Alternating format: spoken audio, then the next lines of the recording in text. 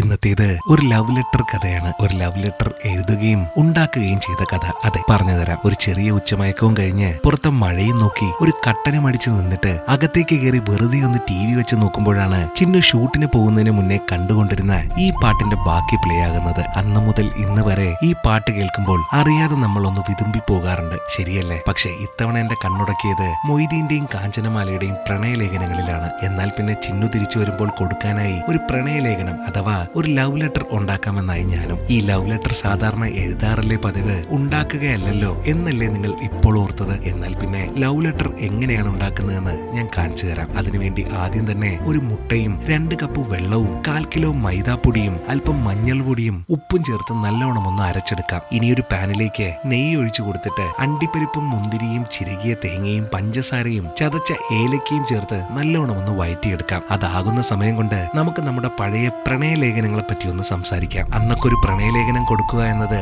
ഇന്നത് മെസ്സേജ് ആയിട്ട് അയക്കും പോലെ അത്ര എളുപ്പമുള്ള കാര്യമല്ലായിരുന്നു. ആദ്യം 10 പ്രാവശ്യം എഴുതി കീറണം. കാരണം ലവ് ലെറ്റർ എഴുതാനിരുന്നാൽ സ്വന്തം കൈയക്ഷരം പോലും മാറിപ്പോകുമായിരുന്നു. പിന്നെ അതിൽ കുറച്ച് പെർഫ്യൂം ഒക്കെ അടിച്ച് ഒരു രഹസ്യ ഫയൽ മടക്കുന്നത് പോലെ മടക്കി വെക്കണം. പക്ഷേ ഏറ്റവും ടെൻഷൻ കാമുകിയോ കാമുകനോ വായിക്കുമോ എന്നതിലല്ല, മറിച്ച് അതിനു മുമ്പേ അച്ഛനോ അമ്മയോ ചേട്ടനോ ട്യൂഷൻ ടീച്ചറോ അല്ലെങ്കിൽ മുഴുവൻ വീട്ടുകാരോ വായിച്ചു പോകുമോ എന്നതാണ്. തിരിച്ചൊരു കത്ത് കിട്ടിയാൽ അതൊരു പാഠപുസ്തകത്തിന്റെ ഇടയിൽ ഒളിപ്പിച്ചു വയ്ക്കും, ലോകത്തിലെ ഏറ്റവും വലിയ രഹസ്യം പോലെ. ഇന്നൊക്കെ മെസ്സേജ് വാട്സപ്പിൽ സീനായി കഴിഞ്ഞാൽ ഉടനെ തന്നെ റിപ്ലൈ തന്നില്ലെങ്കിൽ വിഷമം. അന്നൊക്കെ 6 പേരുടെ കയ്യിൽ പെടാതെ ശരിയായ ആളിന്റെ കയ്യിലെത്തി എന്നതാണ് ഏറ്റവും വലിയ സന്തോഷം. ചുരുക്കി പറഞ്ഞാൽ പ്രണയത്തിന് അന്നൊക്കെ ബാങ്ക് ലോക്കറിനെക്കാളും സെക്യൂരിറ്റി ഉണ്ടായിരുന്നു എന്നർത്ഥം. അപ്പോൾ നമ്മുടെ ലവ് ലെറ്ററിന്റെ അകത്ത് വയ്ക്കാനുള്ള മധുരം റെഡിയായിട്ടുണ്ട്. ഇനി നമ്മൾ നേരത്തെ അരച്ചു വെച്ച മാവ് ഒന്ന് ദോശ പോലെ ചുട്ടെടുത്ത് അതിൽ നമ്മൾ റെഡിയാക്കി വെച്ചിരിക്കുന്ന ഈ മധുരവും ചേർത്ത് ദേ ഇതുപോലെ ഒന്ന് ചുരുട്ടിയെടുത്താൽ ഏലാഞ്ചി അഥവാ നമ്മുടെ ലവ് ലെറ്റർ റെഡിയായി. ഇനി അധികം സമയം കളയാതെ ചിന്നുവിന് ഇതിന്റെ കൂടെ കൊടുക്കാൻ